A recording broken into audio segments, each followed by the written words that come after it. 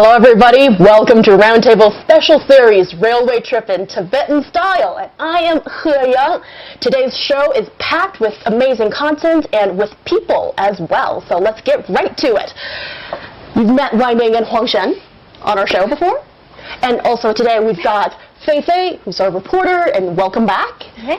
And long time no see, Niu Niu. Long time no see. Yeah, so it's great to have everybody here and in Tibet, and we're now currently in the second biggest city in Tibet autonomous region called Xigaze, or you guys say it Xigaze. Xigaze for me. Xigaze. Yes, and so we are currently at 4,300 meters above sea level, and we took the train here from Lhasa, which is 3,650, I believe. And you might have thought that, oh, Xigaze, you've been doing this for a little while. Shouldn't you have already gotten acclimatized and everything? Well, may I just say, I'm probably the last to finish this race of getting through this because you guys look okay. How do you guys feel so far? Well, my head is a little dizzy, to be frank, because of the altitude we're at right now is a little higher than Lhasa and a lot higher than Ningqi. Yeah.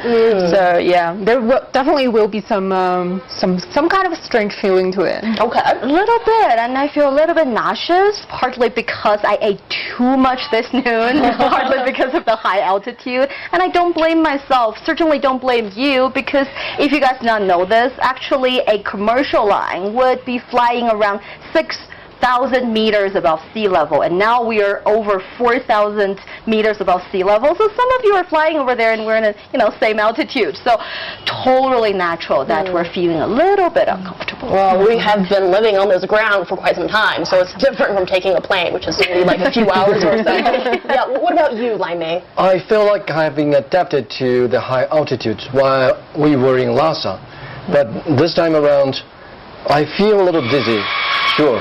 I feel a little dizzy, and then I feel I might run out of breath if I keep talking, if I keep walking. So, and yes, it does get to me.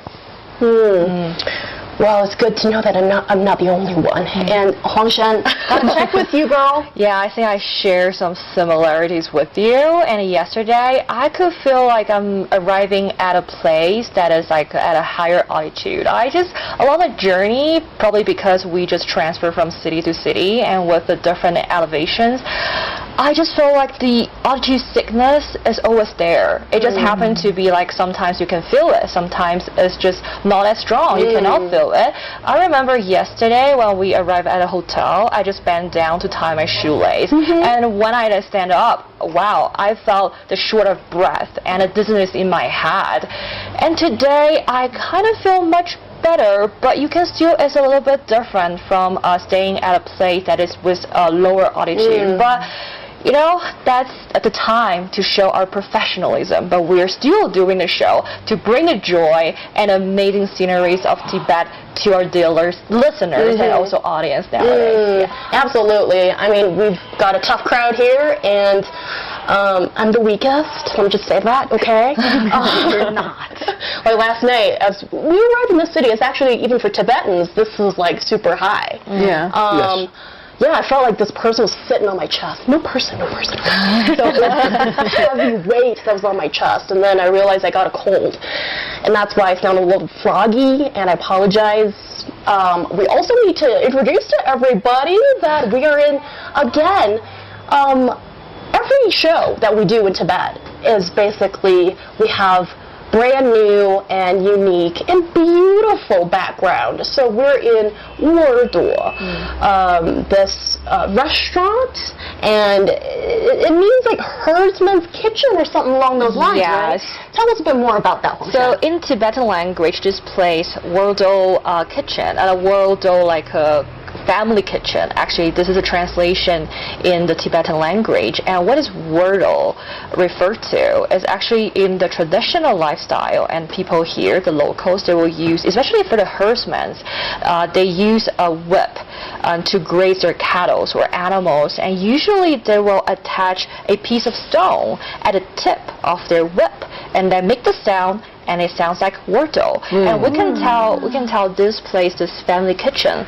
locates in the heart of Xigaze city. And if you just walk to the second floor upstairs, actually basically where we are, it also hosts a small museum. Basically, you can see the traditional ornaments, tools, and also artifacts are just on display in this small area, together with the restaurant owner's personal collections. The personal collection is always something for you to see and appreciate, and isn't it just nice when after food or before when you're waiting, and then there's something very special for you to get a taste at, and that's what you would get here. And also bear in mind, because we're in a restaurant and it's summertime, so the windows are open. Oh, such beautiful, is it rhododendrons or I don't know, beautiful like bright color flowers out there, and of course, you might be able to hear a little bit of the natural ambience of the cars going by, trucks passing by, blasting music. That's a fixture for summertime, in my opinion. Get your hood down and blast your. No, don't do that. And what else? Yeah, so don't be surprised, because Roundtable goes on a trip, and then we want to bring you the real and rawness of everything. So I hope you like it. And everybody has been really busy, actually, going on different routes, reporting and taking in new content. Well, coming up with new content, but taking in new knowledge and information. Yeah. Well, these two lovely ladies, Niu Niu and Fei Fei, you guys have been at this vegetable space. Yeah, right? So I'm going to ask you guys this question. Traditionally in Tibet, like people they eat quite a lot of meat. I think that's their diet, because it's difficult to get vegetables. Now, how do Tibetan people get their vegetables and leafy greens and fruits? As you can see in front of our tables, there are a lot of very delicious fruits. I'm telling you this because I've tried each and every one of them, and I'm really containing myself here, not reaching for another one. I think the melon is my favorite. The melon is my favorite. Really sweet. Actually, when we were visiting the vegetable base, they told us that previously, like decades ago, for Tibetan people, they would cook one leafy dish every 5 days. Is that because of scarcity? Yes. So it's considered a luxurious dish on their dinner table for common people, of course. And later, because of the development of society, they started to have one leafy dish a day. And then they move on to have one or several bigger plates of leafy dish, so they can have a little bit left over for the supper.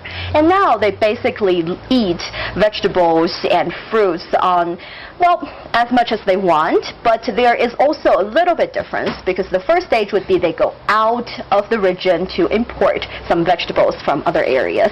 And then they move on to being able to grow their own vegetables, which is quite a miracle on this high altitude. Yeah. It is.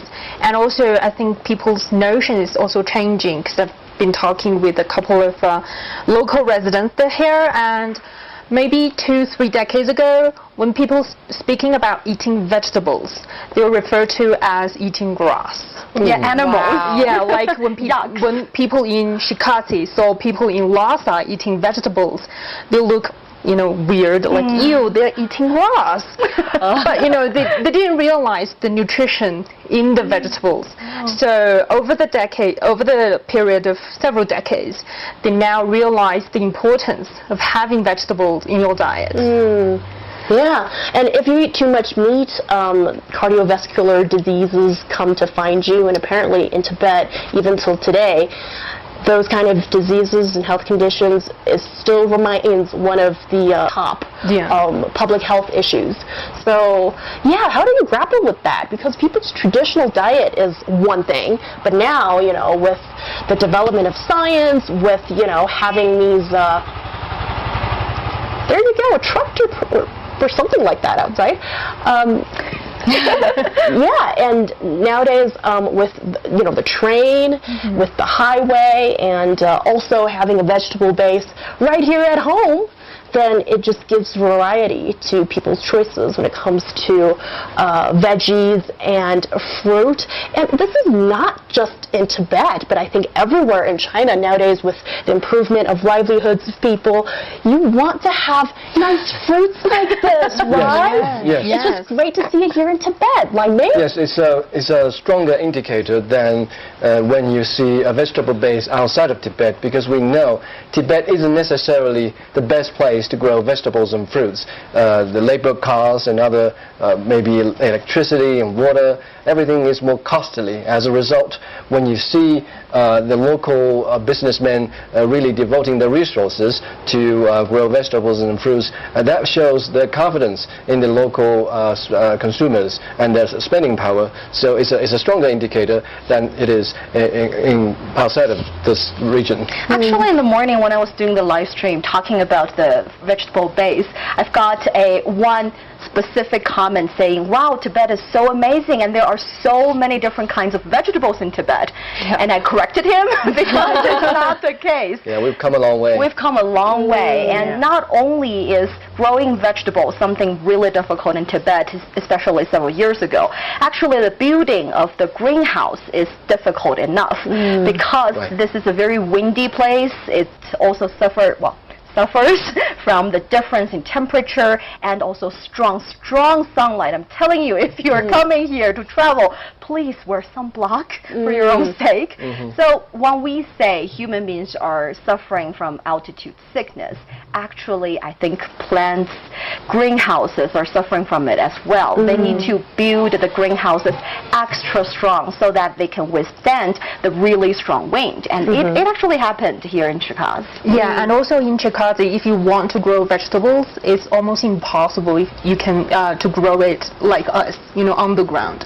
You have to grow it in a greenhouse.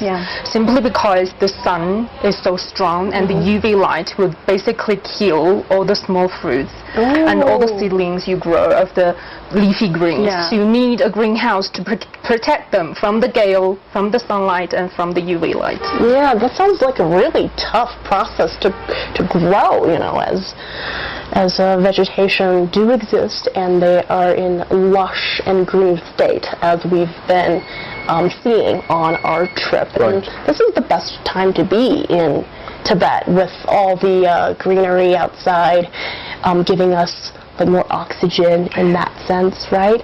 And there's also another thing that I find really interesting with the greenhouse vegetation place that you just mentioned, Nyo.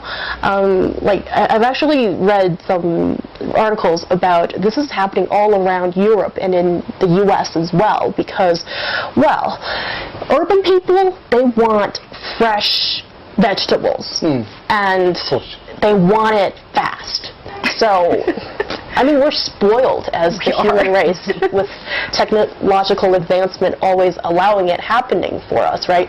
So, for example, in, let's say, let's say in a vertical farming company right outside of New York City, which can transport like leafy greens within like a day or so, they would actually expose extra sunlight meaning just light really, and also you have to give the plants a little rest from time to time.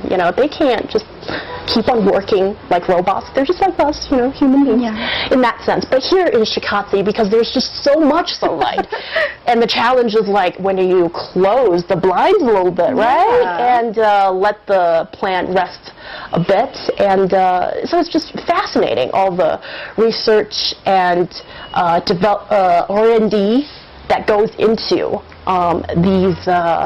Now, when you look at it, they're not miracles anymore. They're amazing projects that have been enabled by human beings. But it is just something we have to work on. I mean, you were saying that maybe a vertical farming company outside of New York is doing this and making sure that people living in cities get fresh supply of vegetables. But that's only because we are living in metropolitan cities. If you look back in ancient history, we all live next to a farm, unless you're a herdsman, of course. And I remember, going upstairs at the demand of my mother to go get some maybe a garlic or lettuce. I mean, we all have a small patch of land, even when we build our own house and we make sure that there's a patch of land on top of our building. And not to mention people living in one level, one floor buildings or simple townhouses. So it's our need. It's necessity for us to have good access to vegetables. It's only because the urbanization is taking place too fast that maybe we haven't allowed for that demand to be fulfilled in a timely fashion. Yes, and also not in only in the urban areas, and this reminds me of a very popular campaign in many Western countries, and the local people are trying to encourage people to buy local produce. That is a more eco-friendly way, a lifestyle that you won't just in this way you can reduce definitely your carbon footprint, and also you can encourage local farmers to stick to their strength and their forte and trying to produce more fresh ingredients to serve the local people. And this is the best way to get the freshest and the produce and from in your daily life. And also it's the best way to develop the pillar industry in your neighborhood. And we know now Xigaze is very famous for its agriculture. So I think this is a very good way to help people to get into the urbanization process. You need to find what is your pillar industry, definitely probably with the help of other cities who are just have the strengths in this particular industry. And I think Nuno has more to say. Yes, I want to say something about it because actually vegetable growing is one of the 4 major pillar industries here in Xigaze. And when it comes to technology, yes, in the greenhouse we saw automatic control about irrigation, and we see the control of temperature, and yes, it's reliable, it's advanced, but it actually didn't happen overnight. We asked the people who are coming here and trying to help local people to grow vegetables, and the way they do it is really not smart because for each and every different kinds of vegetable and fruit, they actually need to have them tried and tested for sometimes a year, sometimes even longer than that. And they have successfully introduced 78 different kinds of vegetables and fruits. And that is the tremendous effort we make. And it's because of the high altitude. For example, this tiny little detail, this man I interviewed this morning said, for example, for these little tomatoes, the fruit kind of tomatoes, they look nice, they look red, they look like the tomato you would enjoy as a snack while you were watching a TV show or listening to a round table. But I was told that they tried so many times and they realized if the temperature in the greenhouse is around 8 degrees Celsius, they won't grow. They'll stay green and just stay like that. But if they raise the temperature up only 2 degrees Celsius, they will thrive. And these details are all coming from real practice, real experience, and experiment day after day. So I don't think it's a miracle. I don't think it's high advanced technology introduced to a place and suddenly change everything. It is the dedication and hard work of local people as well as people all around the country to come and help. You mentioned somebody from Shandong province who actually, Shandong, by the way, in China is known for being able to grow very tasty vegetables and fruits in great quantity. And some of these folks in Shandong just decided to take this mission to Tibet and grow equally tasty fruits. Tastier. The grapes are so sweet. I haven't had a chance to try yet. Can I ask a question? Go ahead. I was like, Show it to the viewers. Is it some kind of melon? I think it's called. Do you want to have a taste? Yeah. You will know. I'm going to bite it. I think it's You a will date. know instantly. Is it a date? Take a guess, you know. Wow, this is a giant date. Take a bite. Take a bite. Is it a vegetable or It's a fruit? vegetable. It's kind of fruit/vegetable. Because they actually try to cultivate different seedings for the vegetable to taste more fruity. It does not have a very strong scent of sweetness or something, but it tastes good. It's juicy. You can use it as a cold dish, sometimes even salad. Okay, that's a clue there. It's a clue. That's So should we just say it then? Cucumber. Really? This is cucumber. Is it called French cucumber? French cucumber. French Wow, cucumber. that sounds really fancy. Let me take a bite. This is a very chubby cucumber. They're cute. So when you eat it, do you need to use your tongue? French cucumbers. By the way, did you guys wash this before? Yeah. Oh, never mind. Never mind.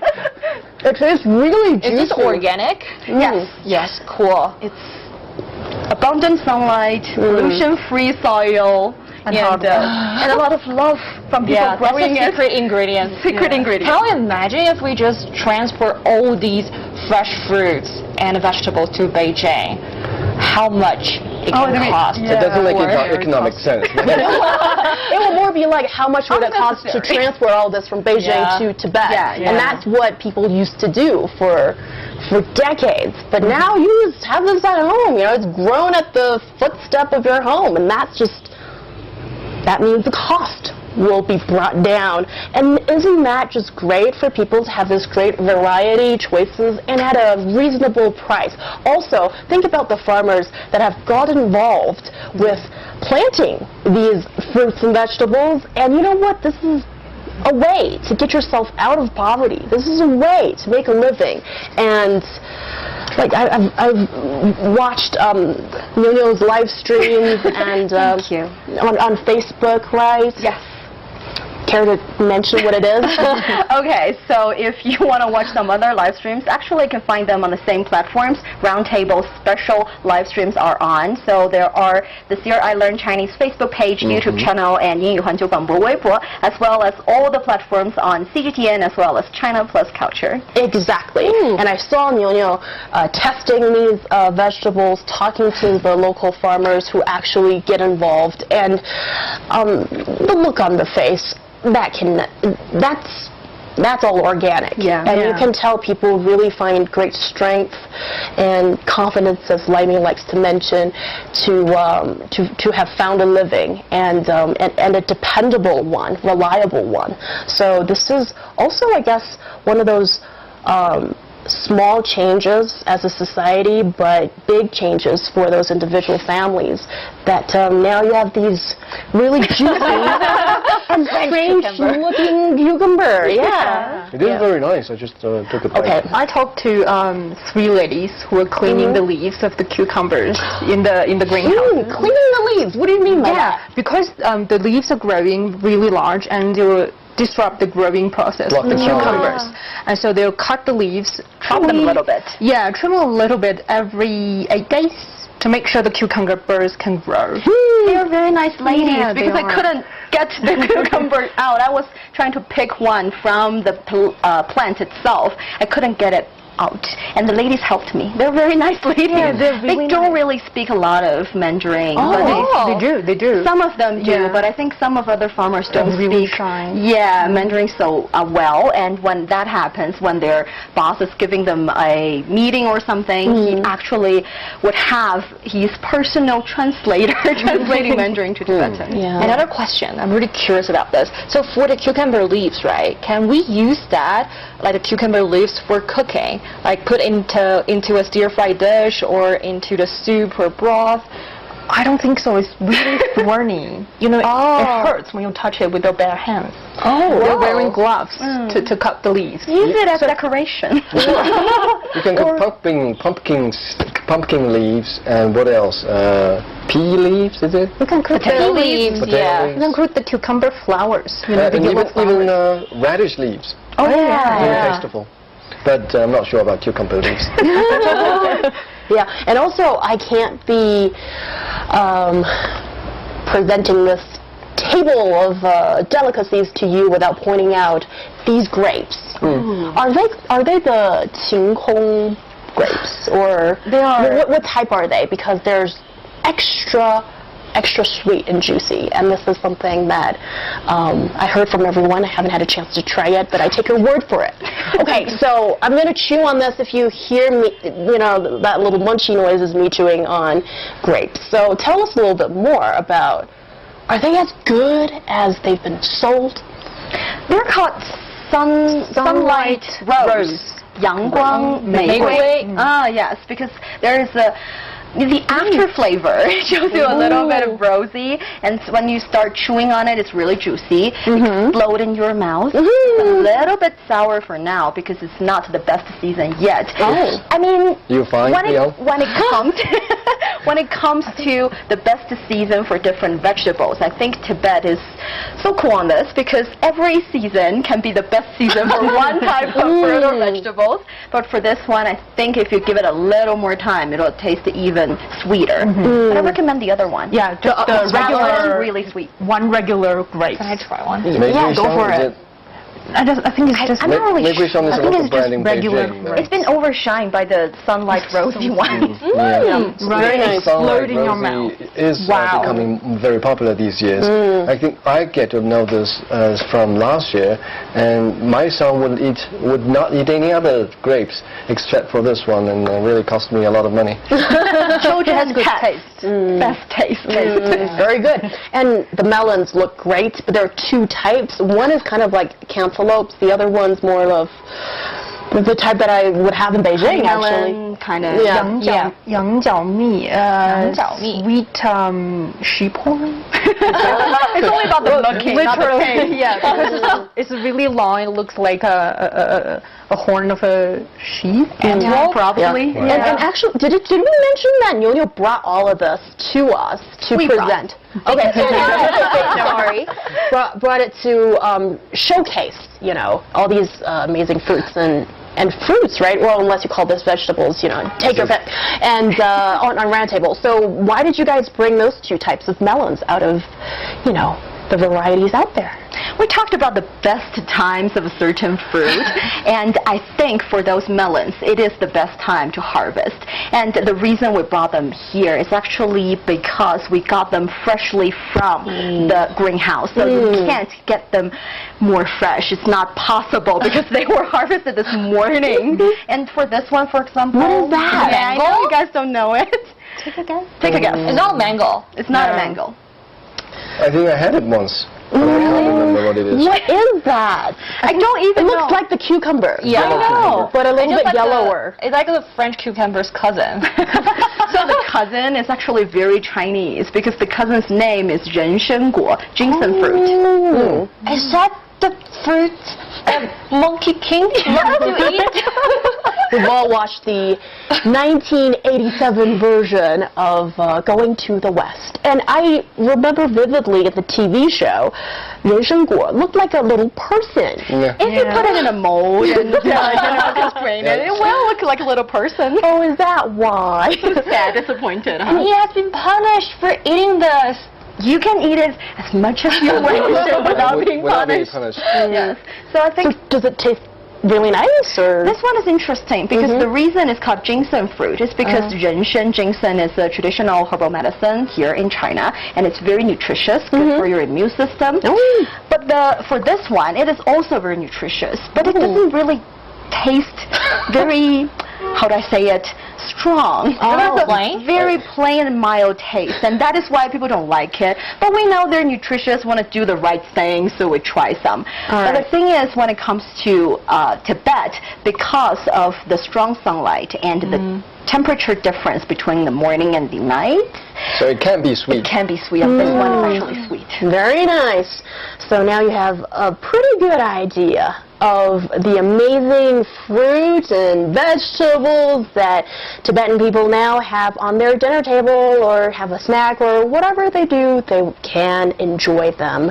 And you're listening to Roundtable, also watching us on CGTN platforms, Facebook, Weibo at 英语环球广播, or leave us a message on our podcast on Apple Podcast at Roundtable China, and we will be back after this break. Stay tuned.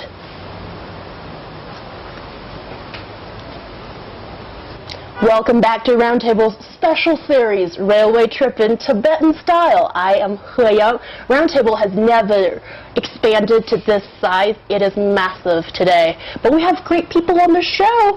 Lai Ming and Huang Shen, Fei Fei and Niu Niu. So we have 5 people on today's roundtable. If we are serious about the size and the shape of the table, actually we could be sitting in a circle. But then you'd be seeing the back heads of some of our lovely people on the show, so we would do that. And yes, we've had a little bit more munching on of these fruits and vegetables during the break, and Lyman mentioned something interesting. As you have been hanging out with yaks, sheep, cattle, and other husbandry animals, right? Yeah. Earlier today, while Niu Honglin, Niu, and Fei were at the vegetable base, I went to a different location, which is a highlight ranch owned by Xigaze by Yangcheng Agricultural Products Process Corporation Limited. And Limited. that's a mouthful. You know what else is a mouthful? What is that? It's like magic. This is a sheep shank that I brought back from that ranch. And Lemmy puts it in his mouth. This is a mouthful. Without offering to anyone. You don't want to share? Seriously? You guys can pass this along. How do you share a ginormous lamb shank? Let us know. How do you physically do that? I cannot believe I'm doing it on round Yeah, table. like the shank's shape looks like this. Yes, go Like ahead. a little paw. No. So I'll take you on some. Yeah. You guys are passing and enjoying this sheep shank. Can I just bite it? You can, or you can pass it on. Actually. So, what does it taste like? It tastes like sheep shank. Huge. Very meaty. Good sheep shank, yeah. So this is already cooked and then vacuumed, put into a little vacuumed parcel, and then it's laminated. And for anybody, okay, now I get to hold on to It's like a torch. Shank. the Pass it on. shank. Excuse me? Yes. Can I have some tissue? Oh yes. Go ahead. I wouldn't. Pass I it wouldn't on. pass a sheep shank without It's like getting me the tissues ready. holding a torch that I don't know what to do with. Can I give it back to you guys? You can host an Olympic. So, So I went to that ranch. I'll make sure. Oh, that's how you eat it. Yeah, I'll make sure I finished it. So never mind. So that was a highlight ranch. They had sheep, thousands of sheep. Okay. But that's not their specialty. Of course, that is their specialty. But what's most special about that ranch is that they raise yaks there. We know yaks. They are wild animals. They range freely on the grasslands, mostly on the plateau, more than 3,000 meters above sea level. So they eat the grass, they drink the water from the river and from the lakes. So that makes them very wild and untamed. So it's a challenge for any herdsman to try and tame the yaks, let alone raising them on a massive level. So as I was there, I had some interactions with the yaks at that ranch. So I was trying to, I had some grass, some dry grass, some feed, trying to really feed them. I have been to farmlands many times before. The cattle, they always appeared tame and mild and what's the word? Gentle. Invited. Sweet. Oh, Invitive. So when you show them feed, they will come over and be nice to you. But the yaks, they are rebellious. They run away. Is it because they cannot do eye contact? Because of the fur? Maybe not that. Just like a cat. Yeah, I got big eyes, and when I do eye contact, I mean, they should be able to really establish that connection. But no, they run away. So yaks, they are born free and wild. But so at this ranch, they try and tame them. And the manager told me that it takes them 2 weeks for them to get adapted to the feed and also to the environment and the water. And they have to make sure that everything is clean, both the feed and the water that's being fed to the yaks. So that's one thing, very special. I believe this is a yak jerky. Very delicious. And may I? Go ahead. Go ahead. Okay, so I'll just unpack this yak meat from this vacuum plastic bag. There you go. Take a bite. I certainly enjoyed it. Okay. What else? What more? try. I said it was more interesting, Is it, but it goes what is spicy? more interesting at this ranch is that they have a special breed of cattle. They try and breed cattle, regular cattle, and yaks to create a new breed. But after that, this new breed again copulates with Angus cattle, so that makes them huge and also docile. I mentioned earlier, yaks are very hard to tame, and they also don't yield a lot of meat. They could easily grow to about 300 kilograms, and that's it. No, the fattest ones would be 400, but with this hybrid, with this breeding process, this new breed of cattle, they can go to 500, 600 kilograms when they're ready. So, and also they grow very fast. They are more acceptive to the feed that we prepare for them, that human beings prepare for them. So that's something that I shared. And what was even more special about the ranch is they are sort of a pioneer in the local region. Wow. I said that they have thousands and thousands of sheep there. What's special about them is they have introduced the technique of feeding feed to the sheep. Whereas in comparison, the local herdsmen, they look at a sheep and say, what's the point of feeding them? They eat grass. So after this, I mean, with this this company setting up shop here and really setting up a good example for the husband in the region, it is really encouraging the local farmers and also animal farmers to follow the lead, and therefore there's bigger yield, there's more income. That's that. When it comes to that, I'm actually curious because we talked a lot about the vegetable base already, but there's one tiny little thing that I think corresponds with your travel in the morning. That is, they have this base plus leading corporations plus cooperative plus the poverty-stricken households. So with this kind of model, we're not really sure if that's the same model for you there, but this is a good way for them to expand their business as well as help people lift themselves out of poverty. Pretty cool. This cooperative thing, I mean, I used to take it for granted. I mean, because I grew up in the village, and every morning all of the cattle in the village will be herded out to the wild to eat grass, and in the evening they'll come back. There will be one person in charge of all the cattle, and I think this should be something that every village is doing. But in fact, in this part of the region, and perhaps in most part of northern China, this is not doable. In the sense that maybe in my humble small village, each household might have one cattle or two, and that makes about 20, 30 cattle in a herd. So it's very easy for one person to take charge. Whereas in comparison, for people, herdsmen, particularly in this region, it's very easy for them to have hundreds of cattle. So every household has to assign one person, at least one, to herd the cattle when they're out there. But now with this new cooperative, they make sure that for the entire cooperative, all the households in there, they only have to assign about five, depending on the size of the cooperative, about 5 people to make sure that the cattle don't wander away as they graze in the grassland.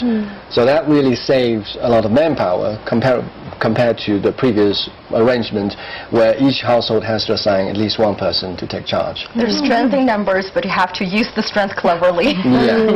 And that's also, I think, traditional farming moving towards more of a modern form of farming, and that means increase in efficiency, productivity, and also I would think that, you know, as a country develops to a certain stage, there would be more concern about animal welfare as well. And all I'm thinking about is I hope the yaks, they get to stretch their legs and wander around a little bit, and also considering that you know, raising cattle actually means that, you know, the methane that it produces goes straight to greenhouse atmosphere. gas, and that's something that we're trying to cut as well. So I think this is all very interesting in the sense that there is a delicate balance that needs to be stricken, and this is something that I think local people, the governments, and all those parties involved are constantly sort of trying to find that sweet spot, and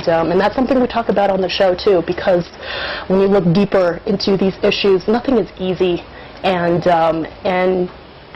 that's also, I think, the fun part of using your brain power to try to figure out what is really important here. Hello, Nyo. I have an inappropriate question because I wonder, you were in a ranch. Does it smell really good? No, it doesn't. Certainly not as good as a vegetable base. But They also don't taste as good because they are alive.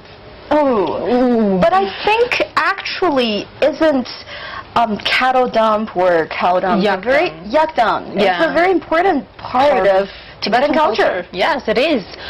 Because traditionally, Tibetan people, Tibetan herdsmen especially, they raise a lot of yaks, and naturally, the yak dung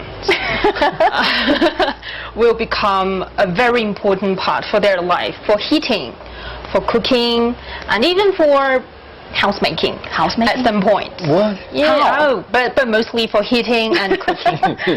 So I learned that because there is a children's picture book called The Story of the Yak Dung, which basically says how a yak dung is utilized in Tibetan people's daily life.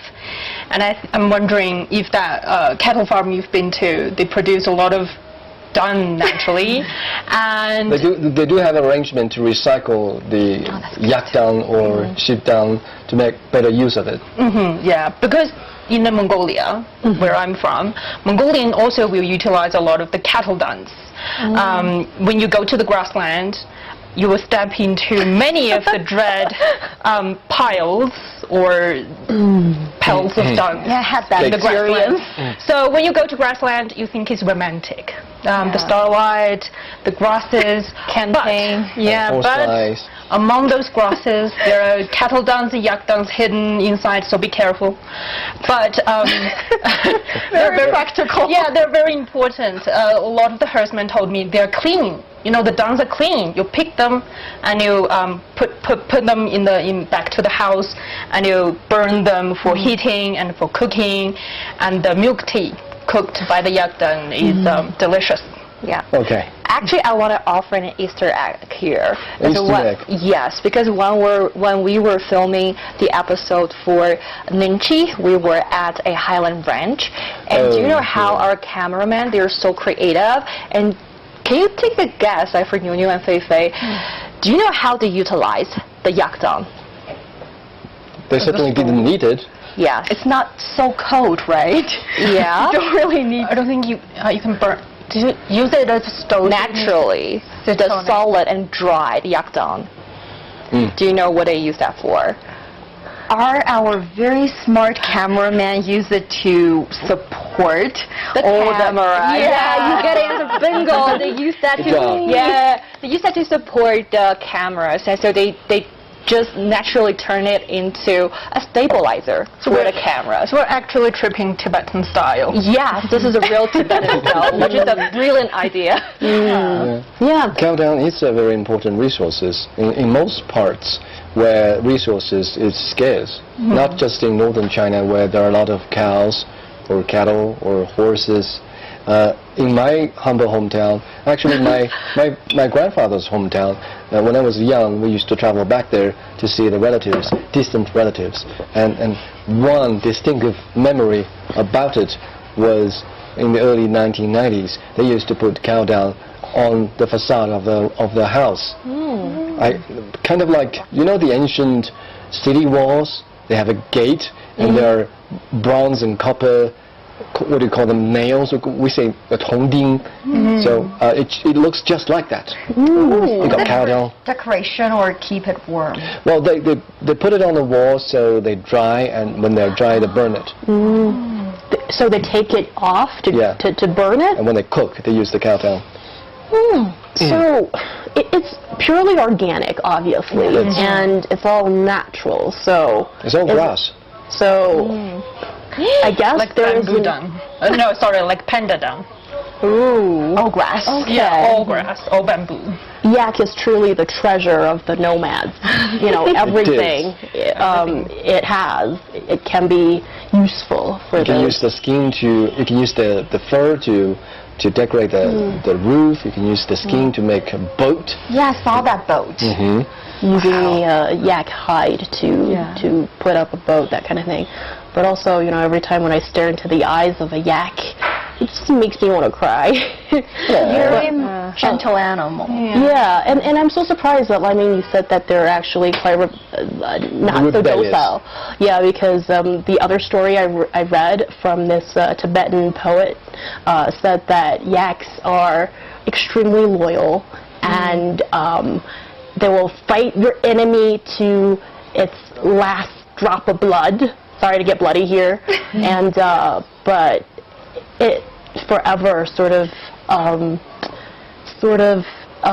holds its loyalty with you, and just because you raise it, and you know, just with these poems, it just makes me feel extremely sentimental. And well, but given the fact that I'm somebody who would cry watching the Transformers, so you know, just take the face value of it for it. All right. Okay, and you mentioned, Feifei, that we've been to Ningxi and now Xigaze and also Lhasa, and these are major cities in Tibet, and they've all, I think, grown so modernized that it surprised all of us. Yes. And now with the railway system in place and also highway system in place,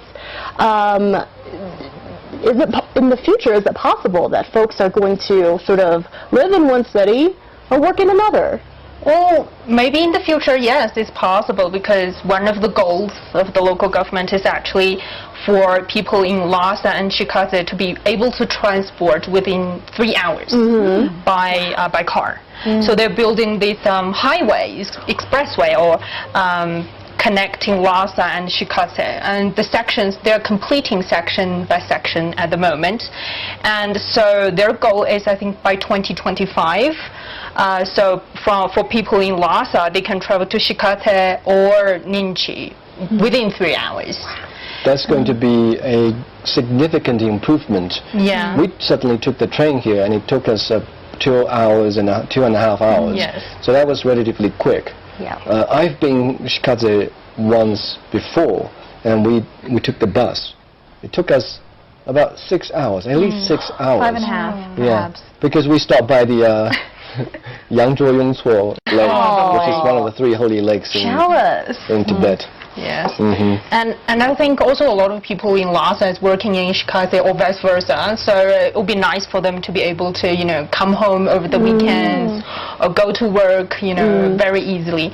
It sort of reminds me of how Shanghai and Guangdong are working at the moment. It's like people working in Shanghai are actually living in another city, in Quanzhou or Suzhou.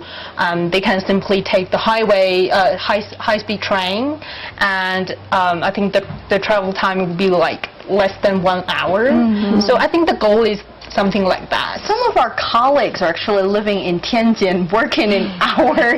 In Beijing? Yeah. So yeah, that will happen, and perhaps people can appreciate different lifestyle as well when they're working in one city and live in another. Yes, that will be more easy and convenient. And I think at the same time we have experienced a bit of the urban life here in Xigaze, like ordering takeout on the Waimai application. Food delivery. I just ordered food delivery for the lunch today, and I ordered from a fast food chain, and it's very convenient, and also take about 30 to 40 minutes and for you to get all your deliveries. So it's super convenient, just like living in other cities in the country. And to think before we depart from Beijing, we fear that maybe the infrastructure, particularly the internet infrastructure, isn't going to be as good as it is in Beijing. I even made a trip to the bank to withdraw some cash. Me too. But then I never got to use it I never got used to cash. The only time you need to use it is like a piece of the 50 yuan note, and you have to present it in front of Potala Palace to take a photo with it and post on your WeChat moments, I guess. Why is that? Because on that particular note, the cash note, and they used the graph of the Potala Palace as part of the content on the note. So many people, this is a very popular trend. You have to present and place the note like this, and with the Potala Palace at the backdrop. So it's an amazing picture. Yeah. Do you have to be a part of the picture, or you're just simply taking a photo? No, you're not important in front of the majesty of Potala Palace. But how is it You're so small. But then how is it any different from the picture taken by anybody else? It's your picture, your Location. eyes, and your love. Yeah, And you post it on your social media. Location.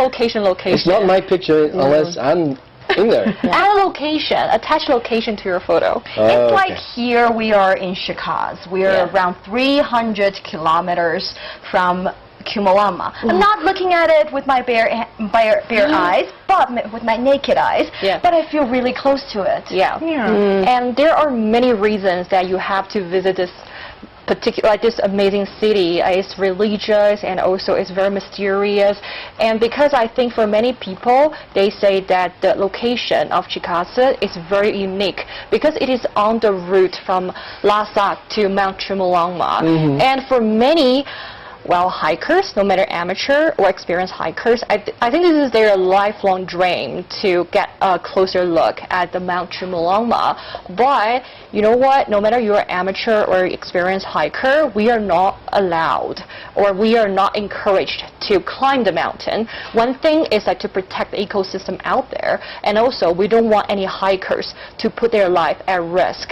But you have a second choice. You can visit the Mount Chumulongma, the Chumulongma National Park, and you can get a glimpse of how it looks like, because Chumulongma is a place where men can challenge their limitations, and it's a place that you can conquer your fears. But instead of conquer the nature, we want everyone to respect the nature. And this is the pride of Xigaze, is on the footstep of the Chumulongma. And if you just visit the Chumulongma National Park, and there are lots of things you can do here. Like you can enjoy the stargazing and at night, and also you can experience the living conditions and the lifestyle of mountaineers such as the Sherpas.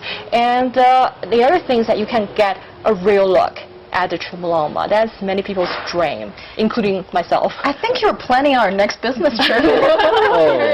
Tibet. And also I heard the base camp to the Chumulongma have to move back a couple of kilometers. So basically the national park just give you a real experience of living or staying at the base camp of Chumulongma, so which is amazing. Also it's within the area that we won't pose any threats to the nature, to the Mount Chumulongma. That makes sense. Not everybody is physically equipped to challenge the highest peak on this planet. Never going to do that.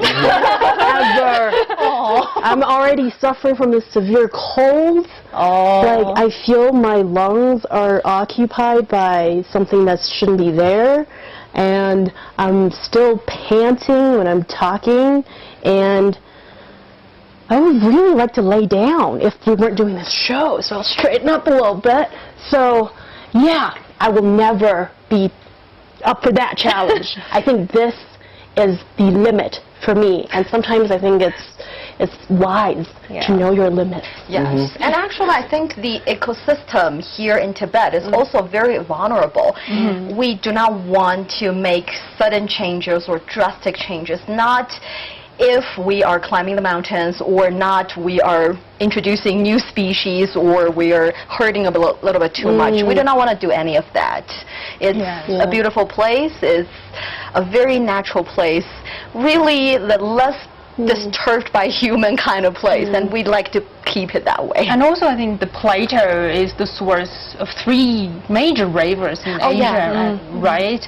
So when I interviewed some experts before our trip, he actually told me the glaciers on the plateau are melting really fast. And they're getting more and more rains every year. Yeah. Starting from the or the early 2010s. And also with the melt of the glaciers, one thing is really shivers is about the unknown virus hidden inside of the glaciers. yes. And with the melting, you're not sure what kind of viruses are leaching out now in the nature. And So- my poor polar bears. So so it's I think again we've talked about global warming before, but it's a real issue if you come to the plateau and you're seeing how it's changing. The landscape is getting greener, of course. It's beautiful, of course, but it doesn't mean it's a good thing altogether. Yeah, because of the inclement weather here in the plateau, it is really hard for the ecosystem to replenish itself once it's being damaged, which is why it's top priority for the region to pay attention to ecological protection, even as they pursue businesses such as vegetable bases and animal farming.